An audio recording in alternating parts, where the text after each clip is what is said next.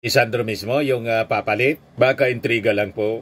At malabo din si Albi Benitez po ang pumalit, walang majority support. Kung si Sandro, pwede pa, kasi anak ng presidente. Pero si Sandro po, nag-training kay Martin Romualdez. Remember? At pamangkin ni Martin Romualdez, itong si Sandro Marcos. Pero tingnan natin, kasi si Amy Marcos nga po, biglang kinontra yung ating Pangulo pagkatapos si Martin Romualdez inaway. Sa politika po, everything is possible. Tingnan natin. Pero mas incline akong maniwala na iniintriga si Martin Romualdez. Pinalitaw pa si Sandro Marcos, saka si Albi Benitez. Anyway, magdidesisyon yan mga kababayan. Yung majority of the members ng Congress. At siyempre kung walang basbas sa ating Pangulo, mahirapan.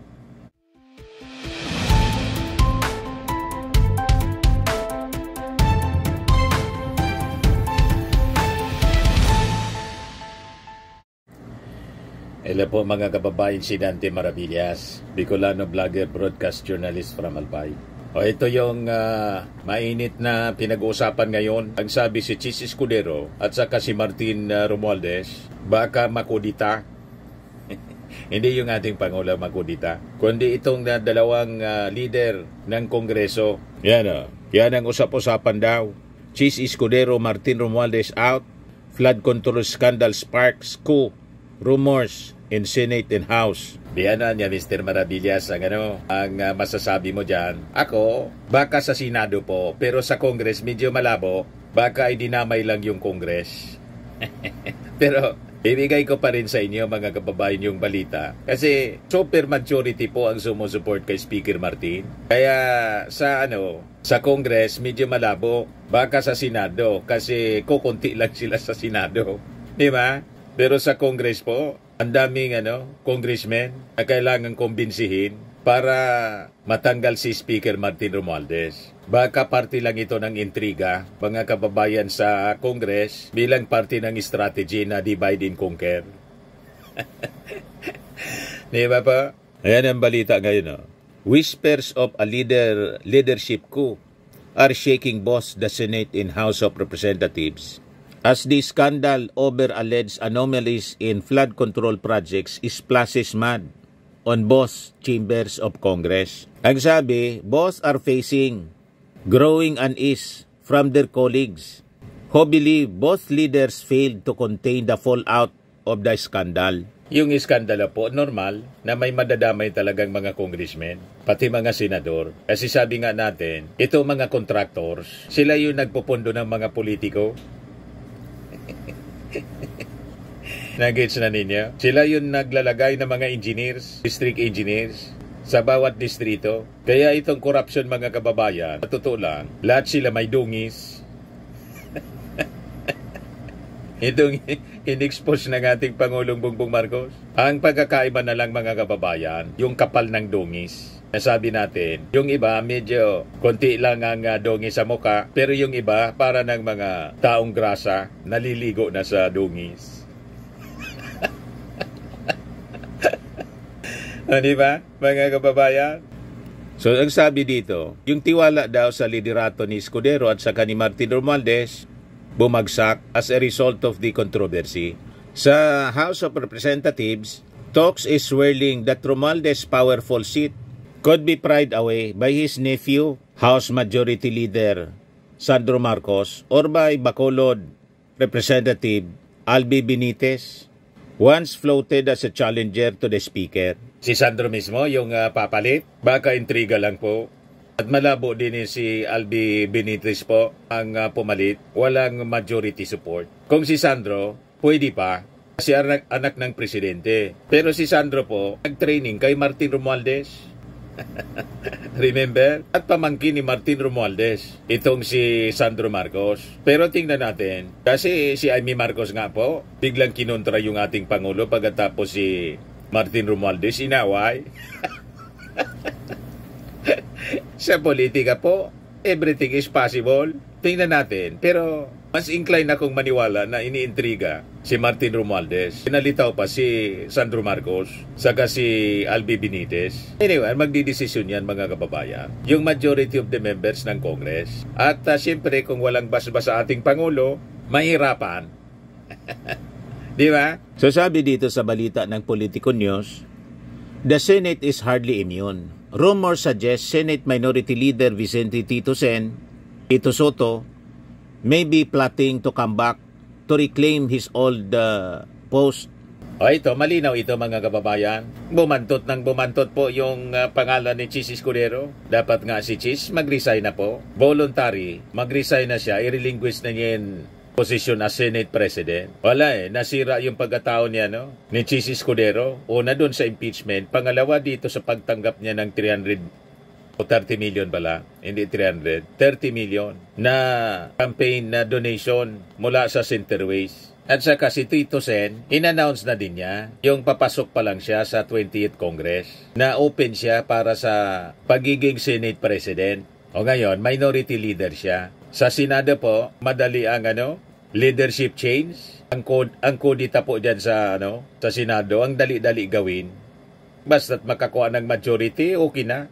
So sabi dito, both Romualdez and Escudero managed to retain their positions when the 20th Congress opened last July despite lingering speculations about leadership changes tied to what critics branded the most corrupt budget in recent history.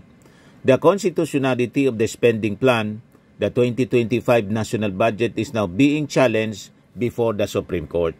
Adding fuel to the fiery rumors of a possible leadership change in the House and the Senate was the stinging rebuke made by Executive Secretary Lucas Bersamin kahapon po, where he accused some House lawmakers of trying to shift the blame for their own corruption and failures onto the executive branch. Sabi ni Bersamin, yung members of the cabinet will not tolerate any attack on the integrity and reputation of the executive branch and any effort to hold the budget process hostage by political theatrics.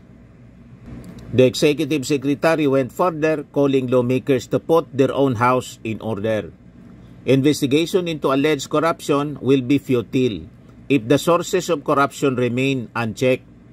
Sabi po ni Bersamin, hence we urge the House of Representatives to heed the demand of the people for full accountability. Clean your house first.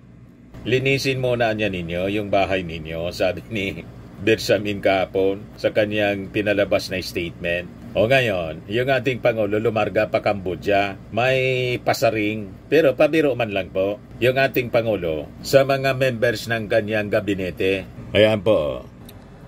Sabi dito sa report ng ABS-CBN, sa kanyang pre-departure statement before flying to Cambodia para sa 3 araw na state visit, yung ating Pangulo, sinabihan yung mga members ng gabinete niya, I hope lumamig na mga ulo ninyo, but I will have to just say that I perfectly understand why you are feeling unjustly beleaguered.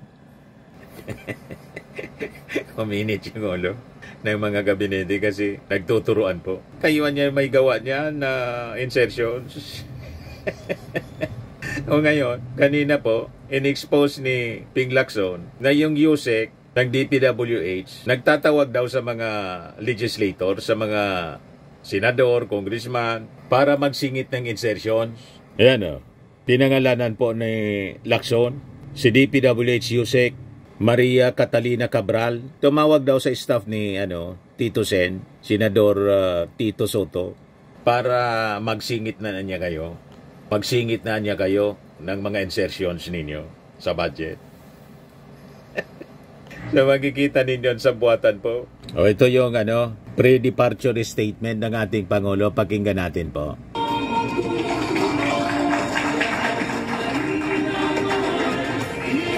Thank you, Secretary Luke Bersamin. Oh, please be seated. Luke Bersamin and all the members of the cabinet here. I hope lumamig na yung mga ulo ninyo. But I will have to just say that I perfectly understand. Wala si Speaker. Nandito si Sandro. unjustly beleaguered. Baka tama yung mga District Representative mga kwento-kwento. And the AFP Chief of Staff. Dati si Speaker palaging nandyan para mag-send off sa Pangulo. At most of the time kasama sa mga foreign travel po. At kahit nga po sa mga pag-iikot ng ating Pangulo sa iba-ibang parte ng ating bansa, tulad ng mga inauguration po, laging kasama dati si Speaker Martin. Pero ngayon, lately, parang wala. Hindi na niya kasama. Baka totoo yung bali-balita.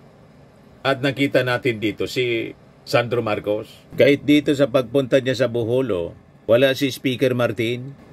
Yan wala dito si Speaker Martin. Si Sani Angara kasama. Tapos si DA Secretary Joe Laurel. Yan Dati laging kasama si Speaker po. Baka tama yung mga sumisingaw na balita. Baka ipalit si Sandro.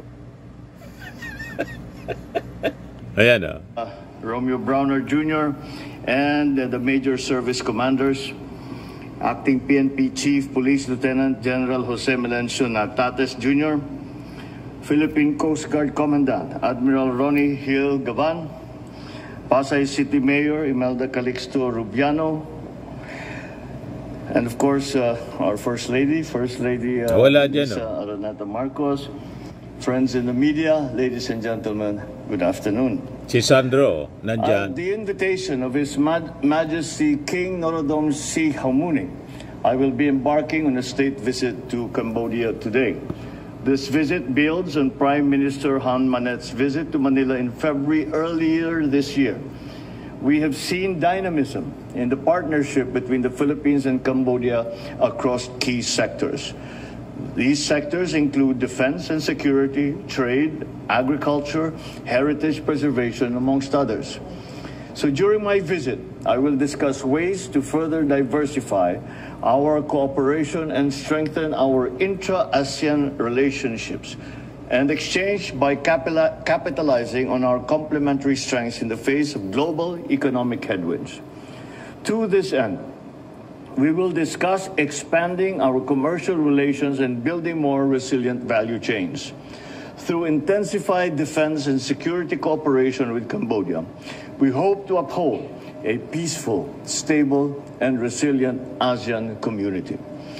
The historic friendship between our peoples dates back centuries, even prior to the formal establishment of our diplomatic relations in 1957. The connections between Filipinos and Cambodians remain vibrant and mutually beneficial to this day. In the Kingdom of Wonder, that is Cambodia, we have around 7,500 Filipinos that are there on the spirit of friendship and camaraderie from the Pearl of the Orient and contribute meaningfully to the growth and development of Cambodian society. As a reflection of our two countries' commitment to mutual growth, our countries have likewise engaged in South-South cooperation through the scholarships given to Cambodian students by the Philippine government in our higher education institutions, specifically in the field of science and technology. The Philippines has been a resolute partner of Cambodia in addressing both traditional and non-traditional security challenges confronting our region, such as transnational crimes. As the Philippines prepares to take the helm of ASEAN in 2026, my visit will reinforce the importance of ASEAN centrality and our commitment to build a progressive and inclusive region. I look forward to all of these very productive meetings that we have scheduled, and I am sure that we will find many ways that will be that we can develop to be beneficial to both our countries, Cambodia and the Philippines. Maraming salamat po. Magandang hapon sa inyo lahat. Wala talaga si Speaker. Si Sandro dati hindi man nag-send off sa ating Pangulo. The usual na nakikita natin si Martin Romualdez at kasama palagi sa mga foreign travel ng ating Pangulo. Pero ngayon, lately mga kababayan, after na pumutok itong controversy sa mga flood control projects, parang dumistansya si Speaker Martin. Bakit kaya po? Ito na yung ating Pangulo. Anyway, abangan natin. Abang-abang ang mga susunod na kabanata. Di ba?